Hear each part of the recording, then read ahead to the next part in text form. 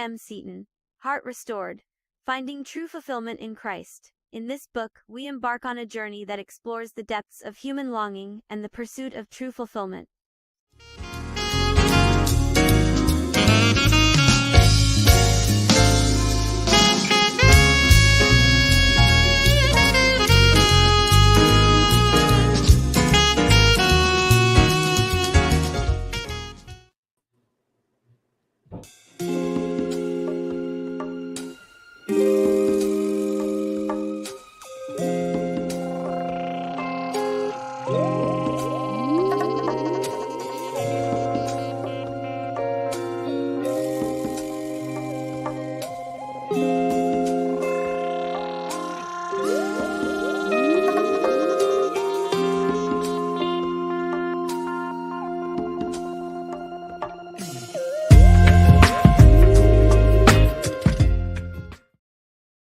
The Voice of the Holy Spirit by author Stephanie M. Seaton. In this book there are numerous testimonies of supernatural provisions and instruction, because she listened to the voice of the Holy Spirit.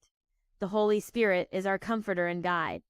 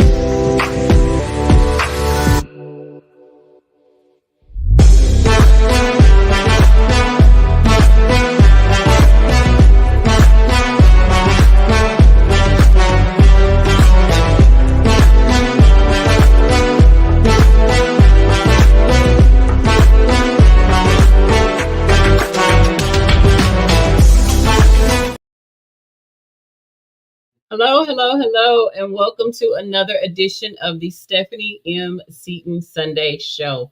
I am so happy to have you tuned in tonight. Tonight we have an amazing show. We have a guest that has oh my God, his bio is amazing. I don't know what Mr. Michael hasn't done in the industry, in the spoken word, in the poetry and writing.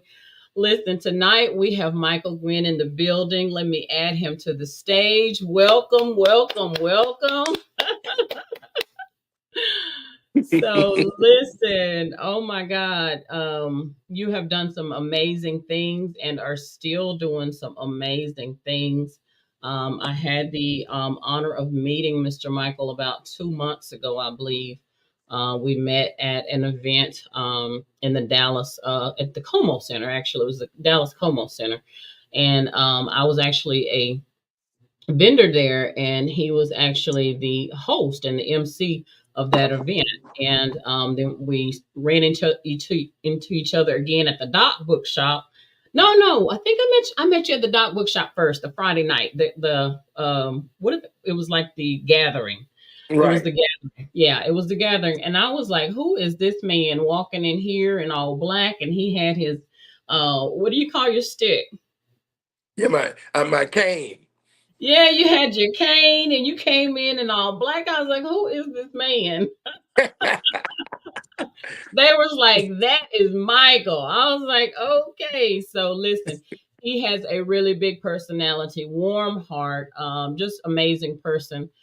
We met that weekend at the events, and after watching him host the events, I was like, wow. My co-author and I, Rodriguez Underwood, we have a book launch coming up at the Doc Bookshop Saturday, August the 3rd. And I said, listen, Michael, I'm gonna need you to be the MC for the event, because I knew you were going to bring life and excitement. And thank you so much for taking me up on that offer. So I am so happy to have you here tonight. Listen, internationally renowned content creator, professionally high energy MC. Guinn Entertainment, founder, CEO of Uplift Your Life, several 501c3 businesses. You've got mental health, you've got wellness, performance arts, 2023 National Spoken Award winning host. I know you just recently got a new, what was the 2024 award you just got not too long ago that we were voting on? What was that? Man of the Year. Man of the Year. Yes. Angela, I mean, yes. yes, with Angela. And that, I mean, that is amazing in itself. Listen, the list goes on and on and on. He has had some amazing accomplishments: actor, playwright, streaming on Amazon, Peacock, Netflix, Tubi, YouTube, Roku, a member of the NAACP Image Awards, host of 8 ongoing open mics and 10 annual showcases. I'm also going to be seeing you at the Trinity River event. You're going to be hosting that as well. So listen, he is the man to watch. He has so much stuff going on tonight, and I am humbled for you to be here tonight. This will be the longest conversation we've had because you are always emceeing and you always all over the place. Yes, ma'am. So listen, my very first question, would you say?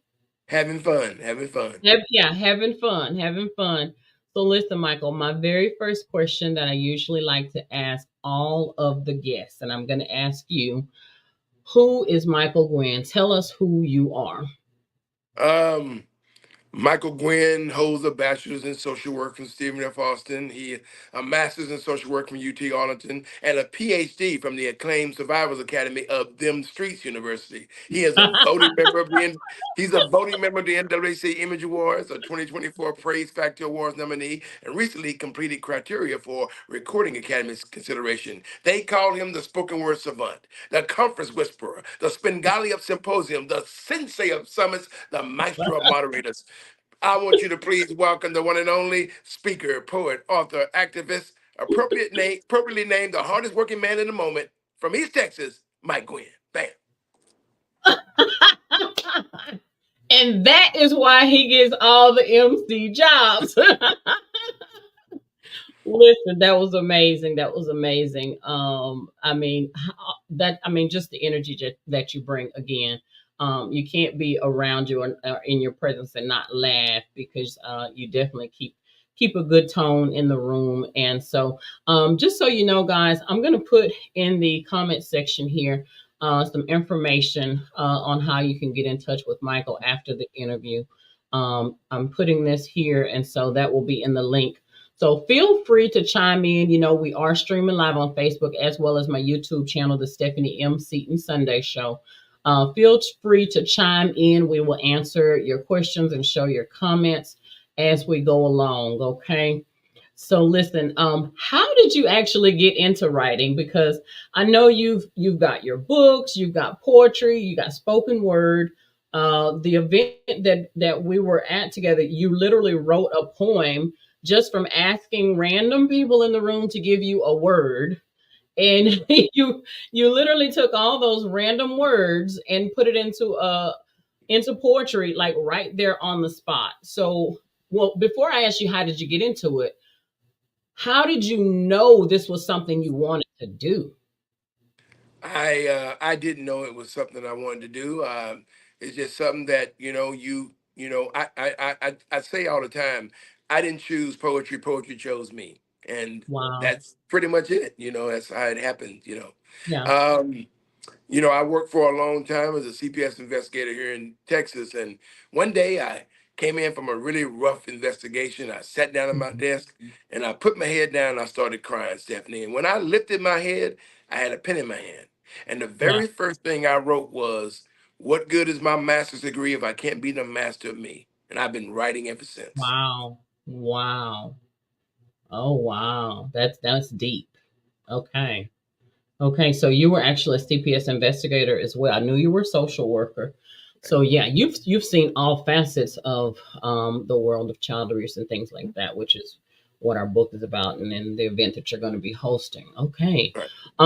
so that kind of got you into the idea of writing, and then um the words. Do you find that you dream the words? Do they just hit you on the spot? Like, how does it flow for you? Do you have to really sit, and what's your process is what I'm asking. Like, how do you come up, like me, for me with my books, I dream my books. You know I what? literally dream it and imagine it. What's your process? And for me, it's pure inspiration. If I'm listening to a song, if I'm driving down the street and I see, a homeless man with one leg and with a cup, or if I see a movie and like Harriet or 12 Years a Slave or Brave or whatever it is, if I'm inspired in that Yeah. moment, I start writing, and then the momentum just kind of takes over, and I don't stop until I finish that, get that out of my system, whatever that is. So that's, for me, it's Wow. just pure inspiration. Yeah, inspiration right there on the spot. I love that.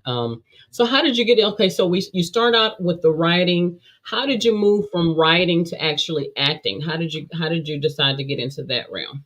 Well, I moved to Sacramento, California. While living in Sacramento, I was searching for open mics.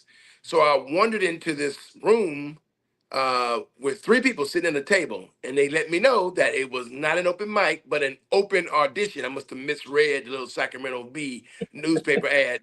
I was about to leave, and they said, "Well, since you're here, let me hear a poem." And so when I finished the poem, there wasn't a dry eye in the room, and they cast me for the lead in this Wow. play for the prestigious Sacramento Theater Company, and the rest is history. I've been, doing things like that ever Wow. since. So Look at God. my Right there. first Oh, au- I mean, my my first audition, my first lead, and I did that for 2 years with the company before I moved yeah. back to Texas. Yeah, Wow. I mean, you talk about divine setup. You thought you were just wandering in the room. right. Wow. That is amazing. Okay. So I have another question I want to ask you, but before I lead to that question, tell me about faith. How important of a part did faith play in all of this? You already know faith is the primary ingredient for any mode of success in everything. Even the faith to go to sleep and wake up in the morning. That's faith. That's the simplest form of it. The faith Yeah. that I'm gonna breathe the next breath I take. Yeah. The faith that, come July 23rd at 7:40 p.m., I'm Yeah. gonna do this interview because so you have to have faith that all things are going to work out, where there's no Yeah. interference, there's no car accident, no family issues, Yeah. no streaming platform issues. So Yeah. faith is simply that, putting all your eggs in one basket and knowing that he's going to take care of it if you just believe he will. And that's, to me, that's Right. faith, and that's what that guides almost everything I do. I just don't never think that something is not going to do right, because I know that I'm guided by a higher power. That's my energizer, battery Yeah. right there. Him, and Yeah. and faith, and trust, and knowing that, this divine whatever it is that is in me is from him, and so I have faith that since he gave it to me, it's gonna work out. So, I don't care if it's three people or 300 Yeah. people. Get the Yeah. same, you get the same Mike Guinn, Um, because I believe in what he has put in me. you know what? I'm a testament to that as well, because when I first got started, I was looking at numbers, but then I realized it's not about the numbers, because I went to an event most recently that there were 4 or 5 people in the room, and two of the four, it was an appointed time for them to have an encounter with the Lord, and the Lord just used me as a vessel, and I was like, wow. So we definitely can't get caught up in the numbers. When the Lord Right. sets it up, he always makes sure the right people in the room. And I must say, when I called it the mud dock, the mud hook, right? But when I came to the mud hook event that you had a couple months ago, I had never really been around open mic or poetry. I really thought all poems had to rhyme. I kind of had a real narrow view of what poetry, really was about. But I tell you, I was so moved that, remember, I reached out. I was like, I think I'm gonna start writing again, because There you go. I used to write poetry back when I was in high school, and I lost a lot of the work that I had done. But it inspired me to get started again, and so I've been kind of working on a few pieces. One of these, All right. I'm gonna let you know ahead of time. Okay. I'm getting built up for it. As soon as you finish 3 pieces, you are my Uh-huh. feature. All I So I ask for need, my features is to have 3 solid poems. You don't have to I have got them you. memorized, but I need 3 poems that you be my feature. Okay, I got to work on 3 solid pieces. Okay, I'm working on. Yes, I'll ma'am. actually be accompanying Michael at his event this Friday night. You're going to be at the Mud Hook. And what time does the event start on Friday night? It For the last 4 years, it has started at 8 o'clock. We get there around about 7:15, start setting up, and then around about 7:30, 7:40, people start showing up. It's an outdoor Yeah, event, and it's an amazing event. And you know what? Even with the weather, it's still, we have a huge good number of people turnout. come out. You know what I'm saying? So it's a free event, and unfortunately, next month is our last event there at that location. They are actually moving to an indoor facility in Oak Cliff. So 4 years of doing that down there it's been amazing, but it's still going to be Yeah. free. It's going to be inside. That way we don't get rained out, snowed out, or heated out. You know what I'm saying? So it's going to be incredible. So yeah. Yeah. Well, I tell you what, if you are in the Dallas Fort Worth area, and you need something great and amazing to do on Friday night, you need to be at the Mud Hook, because the poems, I mean, when the people would start speaking with their different poems, I mean, you could have heard a pin drop. I was really like starstruck by the different forms of poetry, and that was the night, Michael, that my son had his books. Right. Right. And he was making his little money with his books. Making that So money. that yeah, he was making that money. And so that was me asking you about your faith, is kind of leading into the next question, of how do you think that you have gotten all these opportunities? Because I mean, I know it's divine inspiration that it plays a very big part in it. But how do you think you've gotten all these opportunities? I'm gonna ask you anyway. Folks, you know what, Stephanie? Folks ask me this all the time, and I tell them that I am built to simply prepare for success. I have faith that if I put together something, that it's already at a level because I believe in what He has put in me, that's Yeah, going to attract attention. All I can yeah, say is that my success is a combination of being in the right place at the right time and strategically seeking situations where I can showcase my skills as a yeah, high energy contributor to the success of any event. You know what? I consider myself to be the king of creative connections. I mean, meaning that I believe that you should always shoot your shot. I'm old school. yeah, I respond yeah, to Facebook posts, newspaper ads, Eventbrite yeah, notifications. I constantly scan the web and simply I'll just send a text or an email or a message. All they can do is say no. I'll introduce yeah, myself and tell them what I do, and I try to do my research and kind of create my pitches that complement the event or the conference or whatever it is. Then I make myself affordable. I lowball myself a little bit intentionally to get in, and then I kick butt. So the next time they get me, they pay Mike Guinn because yeah. they've seen me. So I'm like, oh, I become a walking billboard, and that's my little formula for success. Is I am a walking billboard. If I show up on time, I start the event on time. I'm able to, fix any problem that come up because I know how to fill in the gaps, and that has gotten me into so many spaces that normally, I wouldn't have gotten into, even if it's Right. LGBTQ situations, synagogues, mosque. I just I try to fit, and I try to be a professional, and I try to be an example of, an African American man who knows how to just be himself and Yeah. not try to overtake the event, not try to overshadow. I just make sure it runs smooth and make sure Yeah. everybody has fun, no matter how serious the topic. And then we ease our way in and ease our way out. And next thing you know, people are selling books. The event is a success. And here I am 12 years later doing the same thing. So I believe in that. And that has been my formula, just to show up and show out.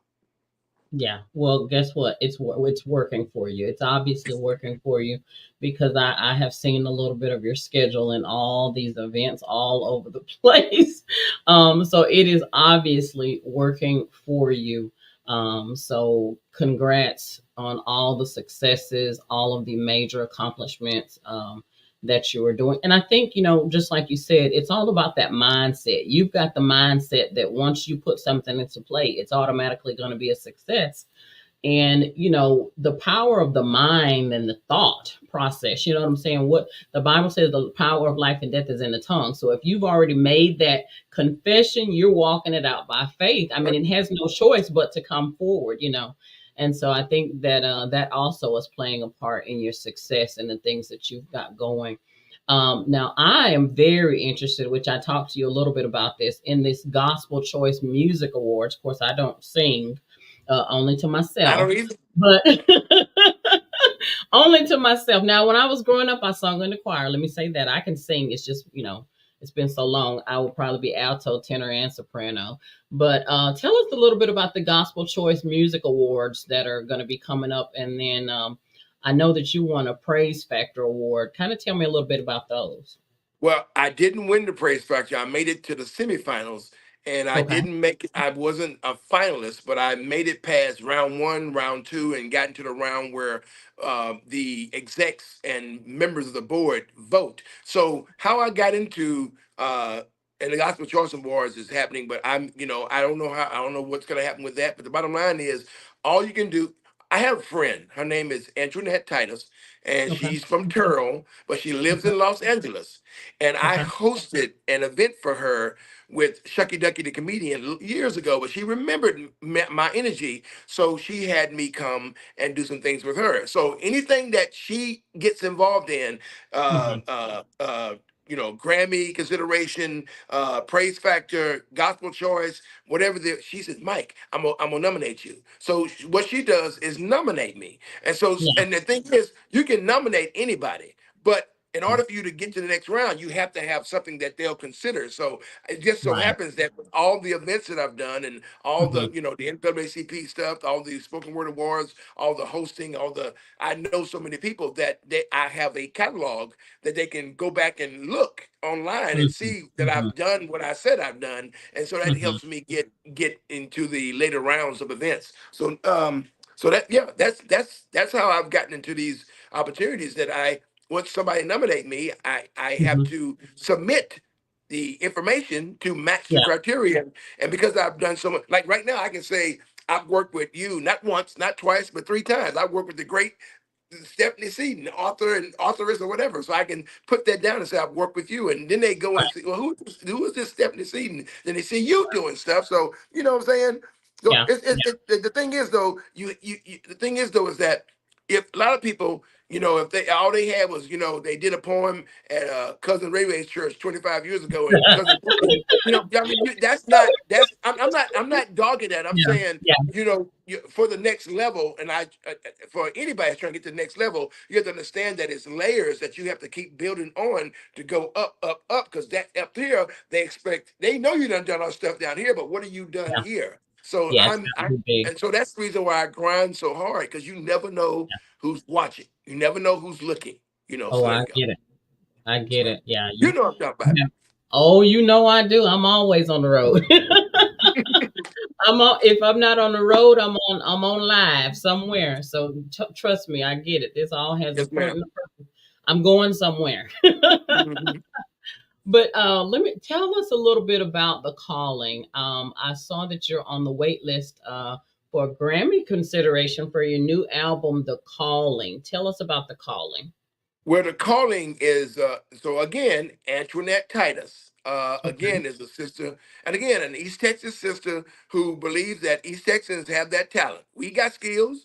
We Yeah. got a lot of brothers. We got a lot of brothers from, from East Forest Whitaker, Jamie Foxx. With a lot of talent. So Yeah. she follows and believes that you should do whatever. So I did a poem that was of a Christian nature, but it was just that one poem. So she submitted me to be a voting member of the Recording Academy, and I Okay. submitted. But in order to have that criteria, I had to have an album. Well, that means I had to have an album of 13 tracks by December 31st of last year. So what did I do? I drove down to East Texas, and my son Gerald and I put together that album in one day. And then we submitted that album, and now it's Yeah. and now it's streaming everywhere. It's getting, it's it was just amazing. But again, I started out with just one poem, but because I knew the Yeah. consideration was you have to have an album that's streaming, you have to have this, you have to have that.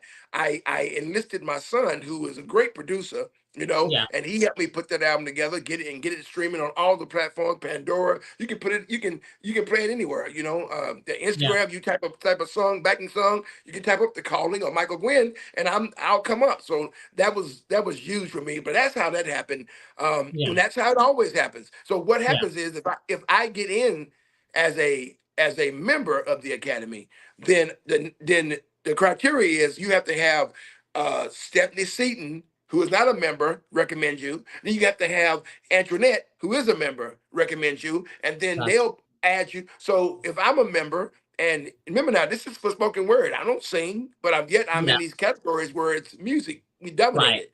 But Right. spoken word is a category in all these categories. So that's how it happened. It's just I just got ready because I got a calling.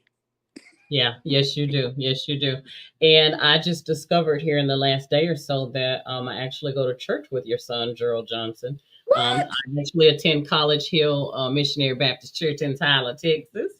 All right. And your son is actually one of our musicians, and so that is amazing. Small world, small world. Man. Um, so let me ask you, um, what is next for you? I mean, you have so many amazing things that you're doing. What what is the next plateau for you, Michael? I know you probably have set so many goals for yourself, and it sounds like most of them you've already accomplished them. But what is next for you? Well, what's next for me? I want to continue this acting journey. I want to get better at it because, again, you reach the ceiling of local stuff. Now, listen, I've always had a great memory. I can memorize stuff overnight, and I can hit it. I take direction well, but I am not, and I would never say I'm an actor. I've won awards for it, but that's Yeah. because I'm just high energy, and it just worked out that way. But what's next for me is to be more proficient in my craft as an actor, to be an actual paid full-time speaker. Okay. Right now, right now I'm trying to get my press kit together and send that out to all the colleges. So I want to, and then after that, I'd like to get a publicist and somebody who can help, guide me in that process. I don't know. I've reached, my level of understanding. Now I need someone who is proficient in the jargon that they have to speak to, colleges and deans and secretaries and Right. administrate. So I don't know what to say. I be done talk myself out of stuff. So as good as I Yeah, as good as I I get. think I yeah, because I'm a man of the moment. I like to get in Yeah. and read the audience, and then I just innately have this way of kind of figuring it out on the spot, using the Okay. room, and Yeah. and so so. But I don't want to hit or miss. No, I The got next level for me is to be someone who has who knows exactly what he's doing and not just gotten lucky that I've overpowered them, but you. I need to be consistent in. Intentional, yeah.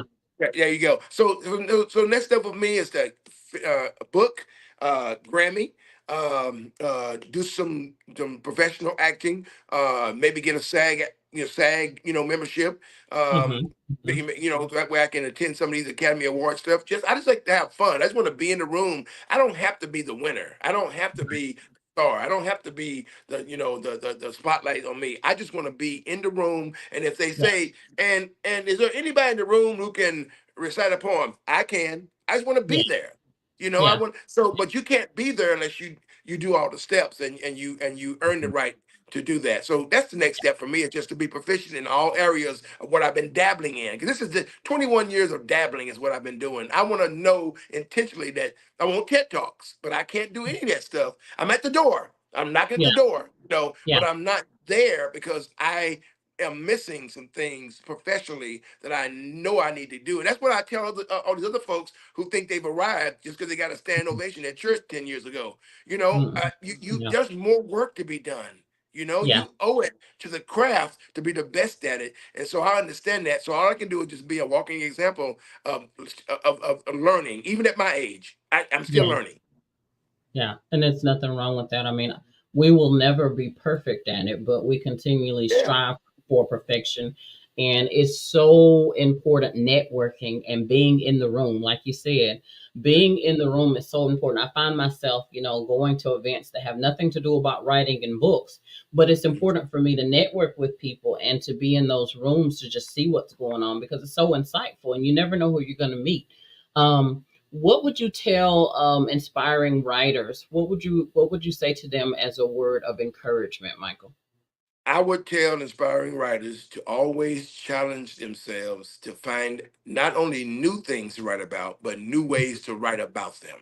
And then Mhm. don't be afraid to think outside the box when it comes to getting their work out there. You just mentioned that. You go to Mhm. events, don't have anything to do with writing, but you go and you network. This has Mhm. worked well for me, and I'm pretty sure it worked well for you. So, yeah, just start thinking outside the box. The world is changing, it's evolving. We have to evolve with it by not doing cookie cutter stuff that might have worked 10 years ago, 1 year ago. But today is different. It's just a different climate. We have to be aware that the world is like a room. You have to be able to read it and then adjust Mhm. to it.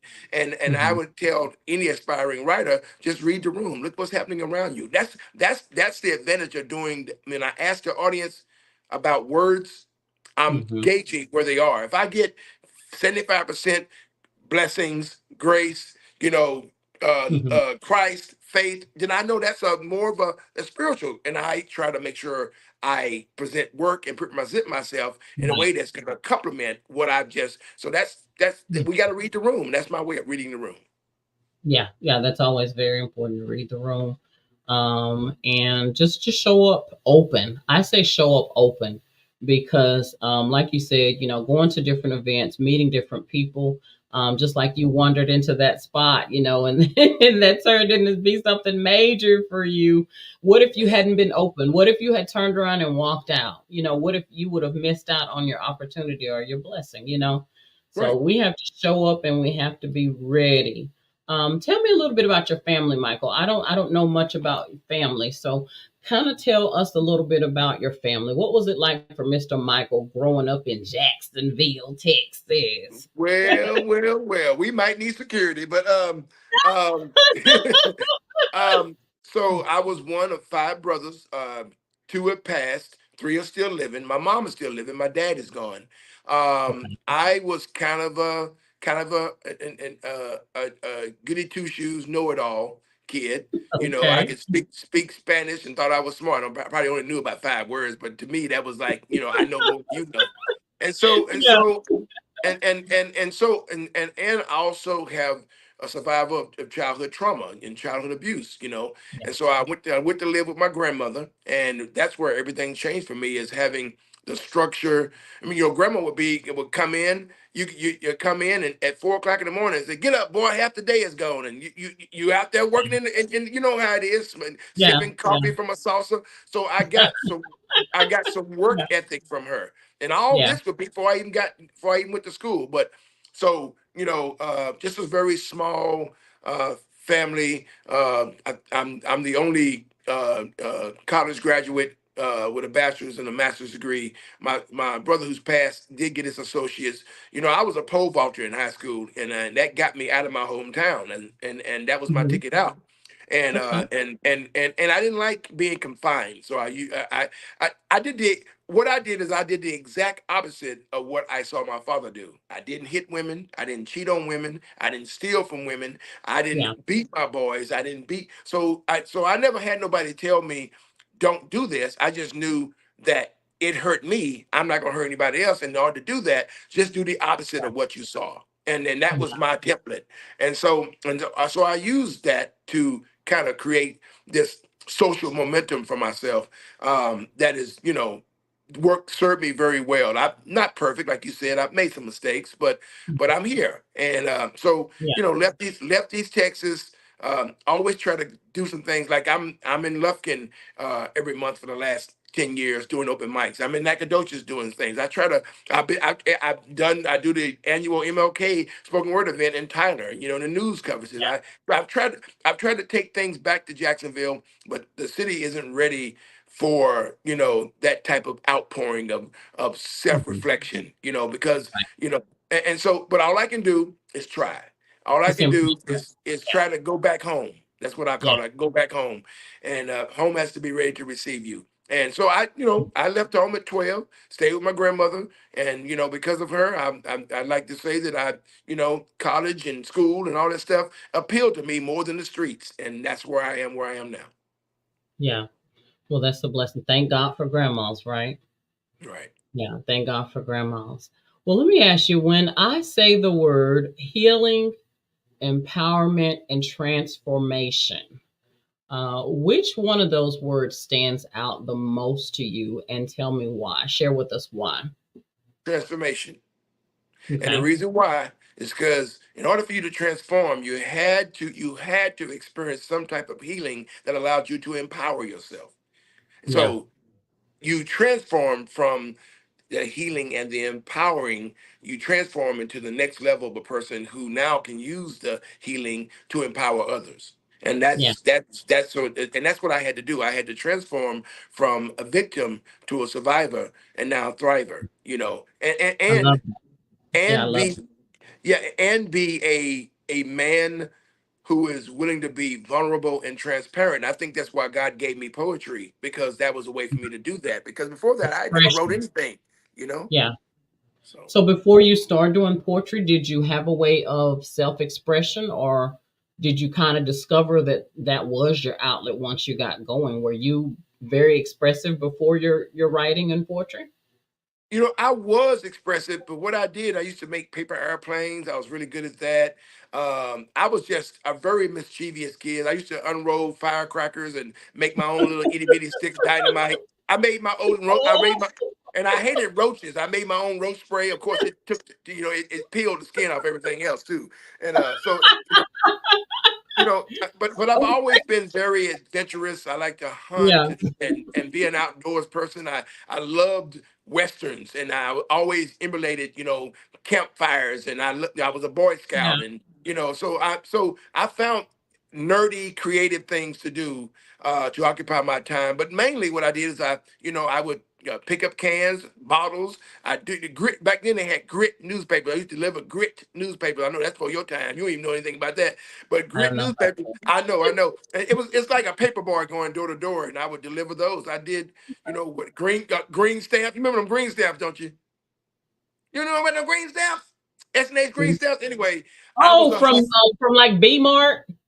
Yeah, and like S&H green stamps. You could Yeah, collect like them. from the grocery store, right? There you go. Yeah. So Yeah, I yeah, was I was I was a kid that hustled and did it, whatever he did, and that preoccupied a lot of my time because I was very creative in how I found ways to, because we were poor, so I found ways to buy my own clothes and take care of my stuff, because I was a very poor kid and I stood out of school as a poverty kid, a kid from poverty, and that led to some self-esteem issues. And so once I discovered pole vaulting, the rest was history. I was able to pour myself into that, and that was my ticket out of my hometown. So, but no, yeah.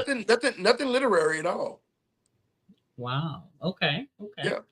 That's amazing. It's nice to hear. You see people and you see the glitz and the glam, but it's nice to know the story of how they got to where they are. So thank you so much, Michael, for being open and transparent tonight, because I'm learning so much, about you. And like I said, you are this amazing entrepreneur. All these titles, all these labels, but to hear your story of humble beginnings, it's even more impactful. So thank you, thank you, thank you. Now let's talk a little bit about CEO, founder, owner at the Lab Mental Health Think Tank. I know I have seen you promote several mental health events. And I'm seeing now that you are the owner, CEO, and founder.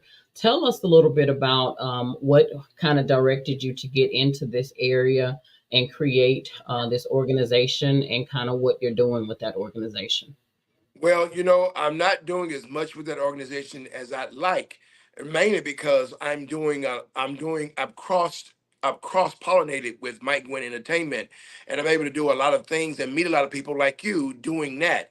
Okay. But I created the Lab Mental Health Think Tank because we used to meet every month, and it was a way to get folks who didn't know there was a black therapist here and a black social worker here, and I was trying to get create a network where we all knew about each other and open. We tried to normalize talking about mental health because that Right. is not a normalized. So I created that to kind of create a platform to normalize talking about our mental health, Yeah. not to keep it a secret anymore. And so from that, we created so many different events, weekly gatherings, retreats. We did a lot of stuff with that. But now I do a lot of that stuff as a actual social worker at my job, and as part of Mike Guinn Entertainment, I'm able to do a lot of that with different literary organizations. So Right.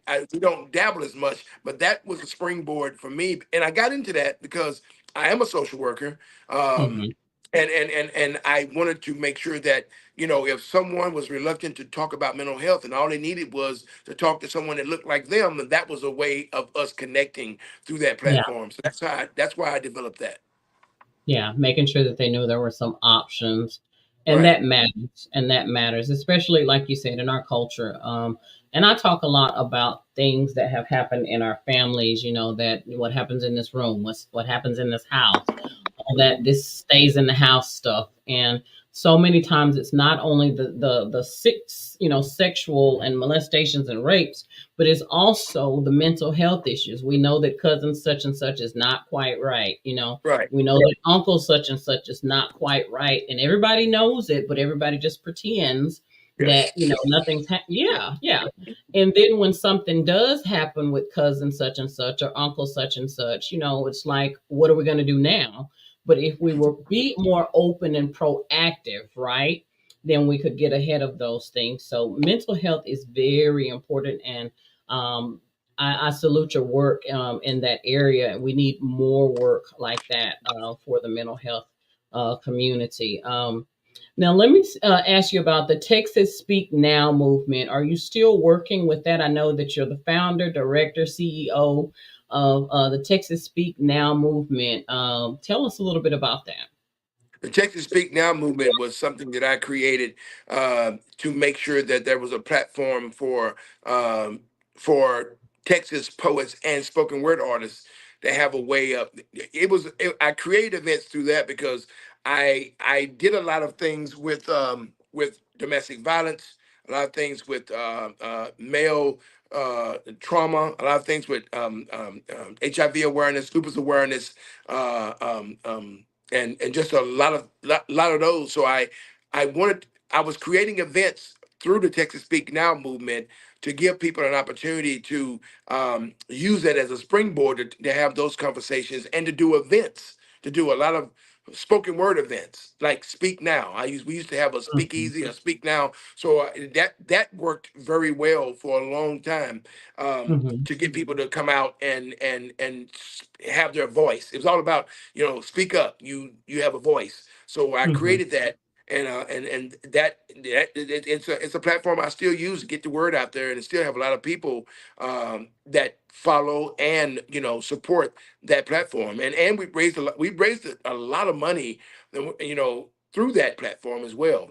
And mainly for youth creative writing, youth mental health, homelessness, and working with our women who have been rescued from human trafficking. So we still utilize that platform. We partner with a lot of other different groups through Mhm. me to make sure we continue to have events and opportunities for them to come and just share. And to be honest, maybe 50% of the audience, because of I work with so many different mental health and social work agencies, the most Mhm. of the audience come because they feel safe.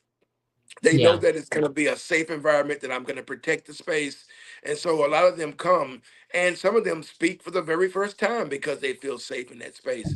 And so the Yeah. Texas Speak Now movement, it epitomizes that very thing. Is we create safe and supportive environments so that people can come and speak now. Oh, that's amazing. That's amazing. Um, I'm listening to everything that you're saying, and just thinking about your platforms as a whole. And what's coming to my thoughts are, so many times people don't have a voice, and if they, they think they have a voice, but they don't have the opportunity to use it. Let's say that Right. you have been blessed not only to have a voice, but to have the ability to know how to use it, and you're using it for common good. So I salute you for that, Mr. Michael. I think you're doing an amazing job giving people the opportunity of expression. Because I mean, I know for myself personally, I thought I had a voice, but I realized I just got a voice like in the last year. I just got a voice and started actually standing up for myself and speaking my thoughts Right. and telling my story. It's only been in the last year, and so hearing people like you that encourage people to use their voice, and being in rooms where people speak openly about their thoughts and feelings and emotions, we need more of this. And so thank you, thank you, thank you. It has been amazing talking to you tonight, Mr. Michael Guinn, author, poet, MC, CEO, founder, all of it. I can't even go down the whole list, but it has Having been fun. amazing. Yeah, it has been amazing talking to you tonight. Listen, we have only got a few more minutes. If you have been waiting to ask a question, if you have a comment for Mr. Michael, you may want to go ahead and chime in, share your question, your comment. We will show it across the screen. As we get ready to come to a close, Michael, tell us how can people contact you if they're, and I'm going to put your information back up on the screen. Okay. But how can people contact you if they are interested in any of the things you've got going on your platform? Well, they can simply just Google Mike Guinn, and my website will come up. I'm on all streaming platforms. I'm connected to Stephanie on on Facebook, and you can if you can find me that way. But mainly just type in Michael Guinn. I'm on all the platform: LinkedIn, Snapchat, Twitter, Instagram. I've got like you mentioned, I've got all those amazing pages: the Texas Speak Now group, the Fort Worth Expressions, the Lab Think Tank, and of course, Mike Guinn Entertainment has a page as well, and of course, 4 other pages for different cities. I always create different pages for, like, I have a California, Las Vegas page. I have an international page with international connections. I have the East Texas page, and I have the North Texas page. So you can't miss me. But if you need me directly, see my agent Stephanie, and she'll hook you up. Oh, he said his agent. Listen, up here in the right corner, I am putting this up here. Yeah. You need to come out and see Mr. Michael and myself and Mr. Rodriguez. We have a host of other vendors and people that are going to be out. We have a guest speaker that's going to be there. It's going to be an amazing event. Saturday, August the 3rd at the Dock Bookshop in Fort Worth, Texas. We released the book on July the 1st, but it is the kickoff in person Saturday, August the 3rd, 6 o'clock to 9 o'clock p.m. It's a free event, but we know you're going to purchase that book. We are going to autograph the book for you. We're going to take a picture with you. Like, tag, and share the event. Listen, we are just promoting this book. It's not just a book. Let me say that. This is not just a book. This is a project along the lines of what me and Mr. Michael have been talking about tonight. Innocence Taken, which is talking about childhood abuse for the children. In one of the chapters that I wrote, voiceless children. A lot of times, kids don't have a say so. We just have to go with the flow. And everybody doesn't look out for the best interest of children. And so We thank God for healing and overcoming, that we can turn those things around and not be victims but survivors. But that's what we're shedding light on in this book, Innocence Taken. My co-author Rodriguez and I, which he likes to be called Mr. U, so we're gonna call him Mr. U. Um, we are talking about our stories, and Mr. U's story is being born, raised in the foster care system, and he actually aged out of the foster care system. But we both had a lot of childhood trauma and dysfunction, and just some tough stuff. And we actually came together collaborative to tell these stories, because we know that we're not the only people who've been through some stuff. Just like Michael said, he actually has a book as well about childhood trauma. And so we will all be there sharing collectively the launch of this book, and we invite you to come out. Okay. Again, Mr. Michael, thank you so much for being here. If you can just hold on for just a moment, I'm going to go ahead and close us out. Hey, real Thank you quick for though. watching. Go Can ahead. I say what? I just want to say I'm going to Yes. see Mr. U Sunday. Sunday, Mr. U is going to be at the Inspiring Women's Gala. I'm going to be introduced. I'm going to be MC there, and so I want to Okay. say, hey, Mr. U, how you doing?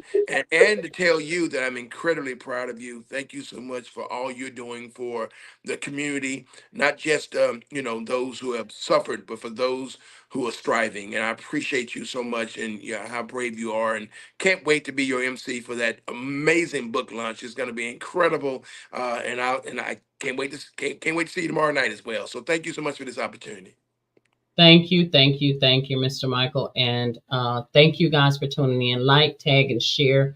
This has been some very important information that we've talked about tonight. Make sure you reach out to Mr. Michael if you have a desire to be a part of any of these movements that he's got going. If you want to be a part of the open mics, he's got somewhere for you to get plugged in. So get in touch with him, okay?